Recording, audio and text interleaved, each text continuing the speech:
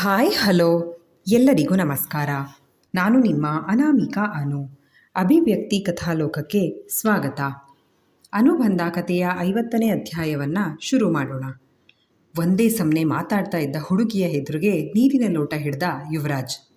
ಇಷ್ಟೊಂದು ಮಾತಾಡ್ತಾ ಇದ್ದೀಯಲ್ಲ, ಇದರಲ್ಲಿ ನನ್ನ ತಮ್ಮನ ತಪ್ಪೇನಿದೆ? ನೀನೇ ತಾನೇ ಅವ್ನಿಗೆ ಇನ್ನೊಂದು ಮದುವೆ ಮಾಡೋಕ್ಕೆ ನೋಡಿದ್ದು. ಈಗೇನೋ ಒಳ್ಳೆ ಜಾತಕದ ಹುಡುಗಿ ಜೊತೆ ಇನ್ನೊಂದು ಮದುವೆ ಆಗಬೇಕಿತ್ತು, ಅದಾಯಿತು.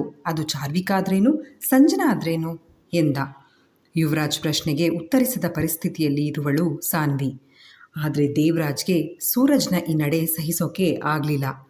ಅದನ್ನು ಖಂಡಿಸಿ ಮಾತನಾಡಬೇಕು ಅನ್ನೋಷ್ಟರಲ್ಲಿ ಚಾರ್ವಿಕಾ ತಂದೆ ಕೋಪದಲ್ಲಿ ಸೂರಜ್ನ ಕಾಲರ್ ಪಟ್ಟಿ ಹಿಡ್ದೇ ಬಿಟ್ರು. What the hell is this Suraj? ಅವಾಗ ನೋಡಿದ್ರೆ ಮದುವೆ ಮಂಟಪದಲ್ಲಿ ನನ್ನ ಮಗಳು ಬದಲು ಈ ಹುಡುಗಿಗೆ ತಾಳಿ ಕಟ್ಟೆ, ಈಗ ಮತ್ತೆ ಹಾಗೆ ಇನ್ಯಾವುದೋ ಹುಡುಗಿಗೆ ತಾಳಿ ಕಟ್ಟಿ ಕರ್ಕೊಂಡು ಬಂದಿದ್ದೀಯಾ? ನನ್ನ ಮಗಳಂದರೆ ಏನು ಅಷ್ಟು ಸದ್ರಾನ ನಿನಗೆ ಎಂದರು. ಚಾರ್ವಿಕಾ ತಂದೆ ಸುಧನ್ವಾ ಅವರ ಕೋಪದ ಮಾತುಗಳಿಗೆ ತನ್ನದೇ ರೀತಿಯಲ್ಲಿ ನಕ್ಕ ಸೂರಜ್. ಕಾಮ್ ಡೌನ್ ಸರ್, ಇಷ್ಟು ಕೋಪ ನಿಮಗೆ ನಿಮ್ಮ ಹೆಲ್ತ್ಗೆ ಒಳ್ಳೆಯದಲ್ಲ.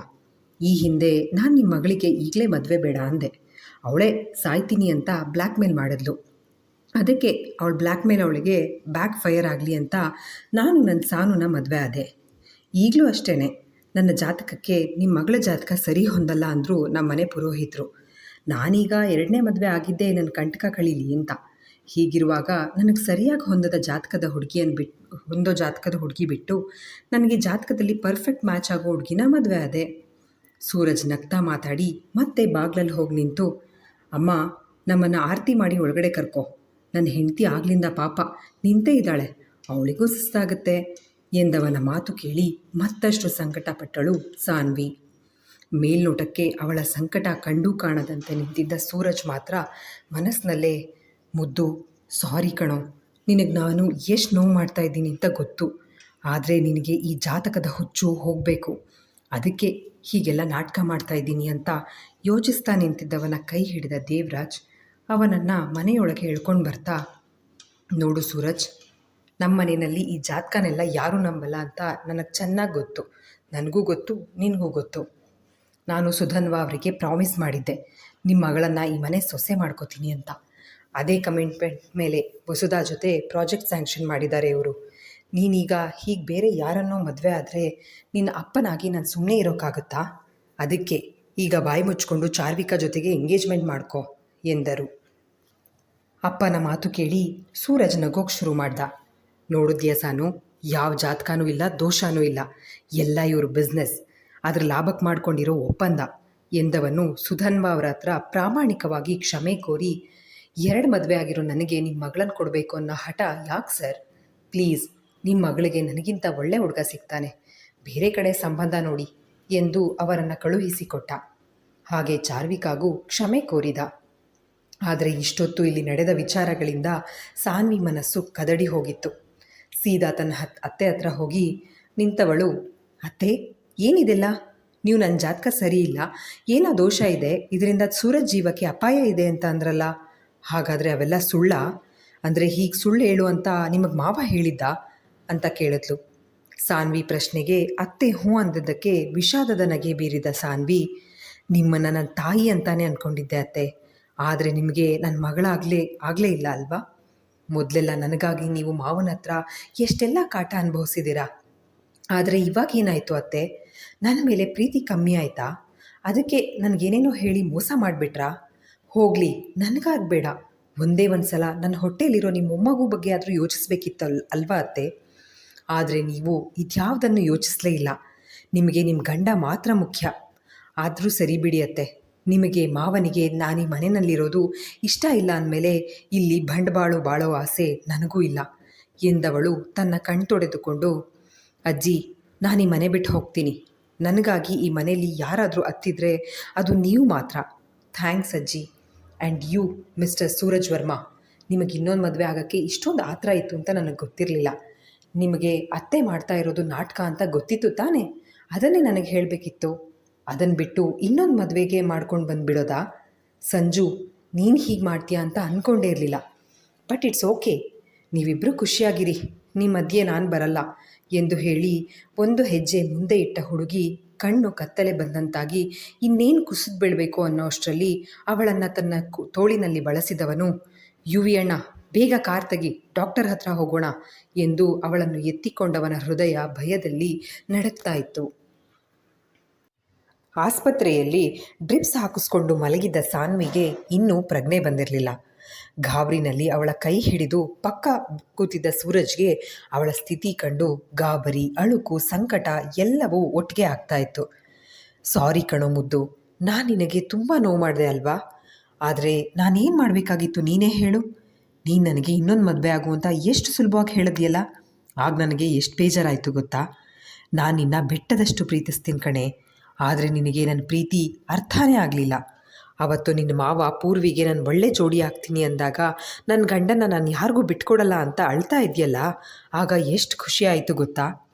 ಆದರೆ ಅದೇ ಥರ ಅಮ್ಮ ನಿನ್ನ ಹತ್ರ ಈ ಜಾತಕದ ವಿಷಯ ತೆಗೆದು ನನಗೆ ಇನ್ನೊಂದು ಮದುವೆ ಮಾಡಿಸ್ಬೇಕು ಅಂದಾಗ ನೀನು ಯಾಕೆ ಈ ಹಿಂದೆ ಹೇಳಿದ ಹಾಗೆ ನನ್ನ ಗಂಡನ ನಾನು ಯಾರಿಗೂ ಬಿಟ್ಕೊಡಲ್ಲ ಅಂತ ಹೇಳಲಿಲ್ಲ?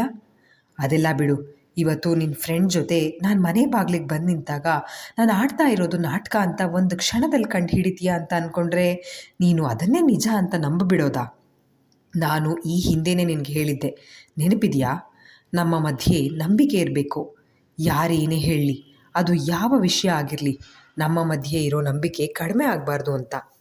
ಆದರೆ ನೀನು ನನ್ನ ನಂಬಲೇ ಇಲ್ಲ ಸಾನು. ನಾನು ಅಷ್ಟು ಸುಲಭಕ್ಕೆ ಇನ್ನೊಂದು ಮದುವೆ ಆದೆ ಅಂತ ಅದು ಹೇಗೆ ಅಂದ್ಕೊಂಡೆ? ಕೋಪದಲ್ಲಿ ನೀನು ನನಗೆ ಬೈತಾ ಇದೆಯಲ್ಲ, ಆವಾಗ ನನಗೆ ಬೇಜಾರಾಗಲಿಲ್ಲ ಕಣೆ. ಆದರೆ ನೀನು ನಮ್ಮಿಬ್ಬರ ಮಧ್ಯೆ ನಾನು ಬರಲ್ಲ ಅಂತ ಹೇಳಿ ನನ್ನ ಜೀವನದಿಂದ ಅಷ್ಟು ಸುಲಭಕ್ಕೆ ದೂರ ಹೋಗೋದಕ್ಕೆ ನೋಡಿದ್ಯಲ್ಲ, ಆವಾಗ ಕಣೆ ನನಗೆ ನಿನ್ನ ಮೇಲೆ ಕೋಪ ಬಂದಿದ್ದು. ಏನು ಗೊತ್ತಾ ಸಾನು, ನಾನು ಇಷ್ಟೆಲ್ಲ ನಾಟಕ ಮಾಡಿದ್ದು ನಿನಗೊಂದೇ ಒಂದು ವಿಷಯ ಅರ್ಥ ಮಾಡಿಸೋಕೆ. ನಾವು ಏನನ್ನಾದರೂ ಅತಿ ಹೆಚ್ಚು ನಂಬ್ತೀವಿ, ಆ ನಂಬಿಕೆ ಜೊತೆಗೆ ಭಯ ಇದೆ ಅಂತ ಜನಕ್ಕೆ ಗೊತ್ತಾದರೆ ಅವರು ಅದನ್ನೇ ಅಡ್ವಾಂಟೇಜಾಗಿ ತಗೋತಾರೆ. ಇದನ್ನು ನಿನಗೆ ಅರ್ಥ ಮಾಡಿಸ್ಬೇಕಾಗಿತ್ತು. ಆದರೆ ನಿನಗೆ ಅರ್ಥ ಮಾಡ್ಸೋಕೆ ಹೋಗಿ ನಿನಗೆ ಆರೋಗ್ಯ ಕೆಡೋ ಹಾಗೆ ಮಾಡಿಬಿಟ್ಟೆ. ಇದರಿಂದ ನಮ್ಮ ಪಾಪುಗೇನಾದರೂ ಆದರೆ ನನ್ನನ್ನು ನಾನು ಎಂದೂ ಕ್ಷಮಿಸ್ಕೊಳ್ಳಲ್ಲ ಕಣೆ. ಪ್ಲೀಸ್ ಕಣೆ ಸಾನು, ಇದೊಂದು ಸಲ ನನ್ನ ಕ್ಷಮಿಸ್ಬಿಡೆ. ಇನ್ಮೇಲೆ ಏನೇ ವಿಷಯ ಇದ್ದರೂ ಹೀಗೆಲ್ಲ ನಿನಗೆ ಹೆದರಿಸೋ ಹಾಗೆ ನಾಟಕ ಮಾಡಲ್ಲ. ನಿನಗೆ ಅರ್ಥ ಆಗೋ ಹಾಗೆ ಪ್ರೀತಿಯಿಂದ ಹೇಳ್ತೀನಿ. ನೀನು ಅಷ್ಟೇ, ಯಾವತ್ತೂ ನನ್ನಿಂದ ದೂರ ಹೋಗೋ ಮಾತಾಡಬೇಡ. ನನಗೆ ತುಂಬ ಸಂಕಟ ಆಗುತ್ತೆ. ಪ್ಲೀಸ್ ಸಾನುಮ್ಮ, ಈಗ ಬೇಗ ಎಚ್ಚರ ಮಾಡ್ಕೊ, ಎದ್ದೇಳು ಪುಟ್ಟಿ. ಕಣ್ಣೀರು ಹಾಕ್ತಾ ಸೂರಜ್ ಅವಳ ಕೈಯನ್ನು ತನ್ನ ಹಣೆಗೆ ಒತ್ತಿ ಹಿಡಿದ. ಸ್ವಲ್ಪ ಹೊತ್ತಿನ ನಂತರ ಮೆಲ್ಲಗೆ ಕೊಸರಾಡುತ್ತಾ ಎಚ್ಚರಗೊಂಡ ಸಾನ್ವಿ ಸೂರಜ್ ತನ್ನ ಪಕ್ಕ ಕೂತು ಕಣ್ಣೀರು ಹಾಕ್ತಾ ಇರೋದನ್ನು ಗಮನಿಸಿ ಸೂರಿ ಮೆಲ್ಲಗೆ ಉಸಿರಿದ್ಲು. ಸಾನು, ಎಚ್ಚರ ಆಯ್ತಾ? ಎಷ್ಟು ಹೆದರಿಬಿಟ್ಟಿದ್ದೆ ಗೊತ್ತಾ ಎಂದು ತನ್ನ ಕಣ್ಣೀರು ತೊಡೆದುಕೊಂಡವನು, ಡಾಕ್ಟ್ರು ನಿಂಗೆ ಸ್ಟ್ರೆಸ್ ಆಗಿ BP ಲೋ ಆಗಿದೆ ಅಂದರು. ಅಲ್ಲದೆ ನೀನು ತುಂಬ ವೀಕ್ ಇದ್ದೀಯಾ ಅಂದರು. ಅಲ್ವೇ ಸಾನು, ನೀನು ಗರ್ಭಿಣಿ ಅನ್ನೋದನ್ನು ಮರ್ತಿದ್ದೀಯಾ ಹೇಗೆ? ಟೈಮಿಗೆ ಊಟ ತಿಂಡಿ ಮಾಡೋದೇ ಇಲ್ವಂತೆ ಅತ್ತೆ ಹೇಳ್ತಾ ಇದ್ರು. ನೋಡು, ನೀನು ಅಮ್ಮನ ಮನೇಲಿ ಇದ್ದಿದ್ದು ಸಾಕು, ಬಾಯಿ ಮುಚ್ಕೊಂಡು ನಮ್ಮ ಮನೆಗೆ ವಾಪಸ್ ಬಾ, ನಾನೇ ನಿನ್ನ ನೋಡ್ಕೋತೀನಿ ಎಂದ. ಸೂರಜ್ ಮಾತು ಕೇಳಿ ಇಲ್ಲ ಅನ್ನುವಂತೆ ತಲೆ ಆಡಿಸಿದ ಸಾನ್ವಿ, ನಾನು ಅಲ್ಲಿಗೆ ಬರಲ್ಲ. ನೀವು ನಿಮ್ಮ ಹೊಸ ಹೆಂಡತಿ ಜೊತೆ ಇರೋದನ್ನು ನನ್ನಿಂದ ನೋಡೋಕ್ಕಾಗಲ್ಲ. ಮೊದಲಾದರೆ ಆ ಚಾರ್ವಿಕಾ ತಾನೇ, ಅವಳನ್ನು ಕಂಡ್ರೆ ನಿಮಗಿಷ್ಟ ಇಲ್ಲ, ಸುಮ್ಮನೆ ಶಾಸ್ತ್ರಕ್ಕೆ ಮದುವೆ ಆಗ್ತೀರಾ. ಆದರೆ ನಿಮ್ಮ ಮನಸ್ಸಿನಲ್ಲಿ ನಾನೇ ಇರ್ತೀನಿ ಅನ್ನೋ ಸಮಾಧಾನ ಇರ್ತಿತ್ತು. ಆದರೆ ಈಗ ನೀವು ನನ್ನ ಫ್ರೆಂಡ್ ಸಂಜನಾನ ಮದುವೆ ಆಗಿದ್ದೀರಾ. ನಿಮಗೆ ಗೊತ್ತಾ, ನಾವು ಕಾಲೇಜಲ್ಲಿರುವಾಗಲೇ ಬಿಸ್ನೆಸ್ ಮ್ಯಾಗಝೈನ್ ಹಿಡಿದು ನಿಮ್ಮ ಫೋಟೋಗೆ ಮುತ್ಕೊಡೋಳವಳು. ನಿಮ್ಮನ್ನು ಯಾವಾಗಲೂ ಕ್ರಶ್ ಅನ್ನೋಳು. ನಿಮ್ಮ ಆಫೀಸ್ನಲ್ಲಿ ನನಗೆ ಕೆಲಸ ಸಿಕ್ಕಿದಾಗ ನಿಮ್ಮನ್ನು ಒಂದೇ ಒಂದು ಸಲ ಭೇಟಿ ಮಾಡಿಸು ಅಂತ ಕೇಳಿದ್ಲು. ನಾನು ಆಗಲೇ ಏನೇನೋ ಹೇಳಿ ನಿಮ್ಮನ್ನು ಮೀಟ್ ಮಾಡಿಸಿರಲಿಲ್ಲ. ಆಮೇಲೆ ನಾವು ಮದುವೆ ಆದಮೇಲೆ ನಾನು ಅವಳಿಗೆ ಹೇಳಿದ್ದೆ, ನೀವಿನ ಮೇಲೆ ಅವಳಿಗೆ ಅಣ್ಣ ಇದ್ದ ಹಾಗೆ ಅಂತ. ಅಷ್ಟೆಲ್ಲ ನಾನು ಹೇಳಿದ್ರು ಅದು ಹೇಗೆ ನಿಮ್ಮನ್ನು ಅವಳು ಮದುವೆ ಆದಳು? ಅವಳಿಗೆ ನೀವಂದರೆ ತುಂಬ ಇಷ್ಟ. ನಿಮಗೆ ಅವಳು ಇಷ್ಟ ಆಗ್ತಾಳೆ. ಯಾಕಂದರೆ ಅವಳು ನಂತರ ಪೆದ್ದು ಅಲ್ಲ, ಕುಳ್ಳಿ ಅಲ್ಲ. ಆಮೇಲೆ ಅವಳು ನಂತರ ಇಲಿಮರಿನೂ ಅಲ್ಲ.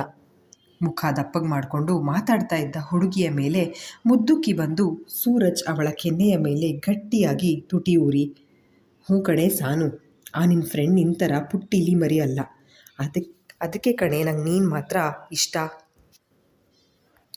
ಈಗ ಹೀಗೆ ಕೋಪ ಮಾಡ್ಕೊಂಡಿದ್ದು ಸಾಕು. ನೀನು ಯಾವಾಗಲೂ ಮುಖ ಹೀಗೆ ಗಂಟು ಮಾಡ್ಕೊಂಡಿದ್ರೆ ಮಗು ನಂತರ ಐಸ್ ಕ್ರೀಮ್ ಥರ ಹುಟ್ಟಲ್ಲ.